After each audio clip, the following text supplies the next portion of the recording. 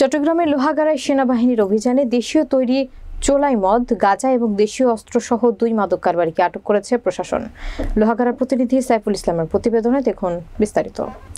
শুক্রবার সন্ধ্যায় লোহাগাড়া সেনা ক্যাম্পের কমান্ডার মেজর মোহাম্মদ সাইদ হাসানের নেতৃত্বে অভিযান চালিয়ে 118 লিটার চোলাই মদ, 3 কেজি 400 গ্রাম গাঁজা এবং বড় ছোট মিলে 10টি চাকু চাপাতি উদ্ধার করা হয়।